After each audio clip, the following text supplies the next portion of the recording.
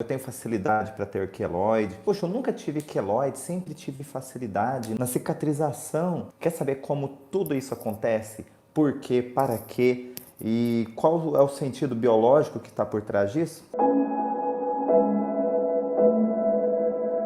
A aderência pós-cirúrgica segue o mesmo princípio do queloide, tá? É que o queloide ele vai manifestar de uma maneira mais externa. As aderências pós-cirúrgicas elas se manifestam de uma maneira mais interna, mas tem o mesmo princípio, tá? Então tudo que eu falar do queloide serve também para as aderências internas pós-cirúrgicas. O queloide é uma formação fibrosa que se manifesta num processo de cicatrização. E uma cicatrização normal não é somente fechar uma ferida, unir duas partes. Uma cicatrização normal é fazer uma reparação total do tecido. Olhando o tecido e manuseando esse tecido, ele mantém as mesmas características de antes da lesão. Porém, pessoas que desenvolvem queloide têm um fechamento de tecidos. Qual é o tecido embrionário e qual é o comportamento desse tecido embrionário que forma essa parte da pele relacionada à formação de um queloide?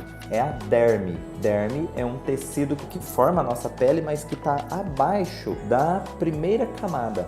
Então é a nossa segunda camada de pele. É um tecido que é chamado de tecido de proteção. Por quê? Porque a camada mais externa é um tecido de contato. A segunda camada da pele é um tecido de proteção. Qualquer coisa que ultrapasse essa primeira camada, eu vou ter um forte sentimento de atentar à minha integridade ou de agressão. Quando eu fecho uma ferida superficialmente, o que acontece? Ela abre com muita facilidade, porque eu estou falando da primeira camada de pele. É o tecido de contato. Mas quando é a segunda camada de pele, opa, aqui eu estou fazendo uma cicatrização realmente para finalizar aquele processo de contra a minha integridade. Por quê? Porque não importa se foi uma cirurgia, se foi uma queda, um ralado, algo feriu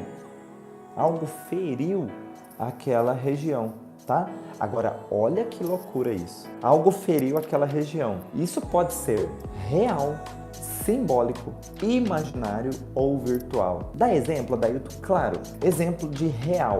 Alguém veio e te deu um tapa na cara. Isso é um atentado à tua integridade moral, por exemplo. Alguém veio e apontou o dedo para você. Você é um mentiroso, você enganou, você desviou o dinheiro.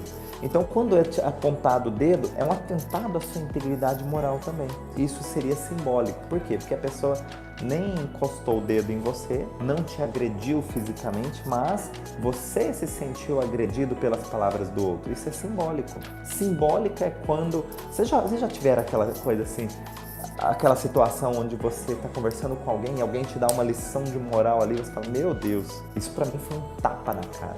Então, simbolicamente, você levou um tapa na cara, ninguém te encostou o dedo, mas aquelas palavras serviram para você. Imaginário é quando só de pensar em tal coisa, aquilo me sinto machucado. E finalmente, o virtual.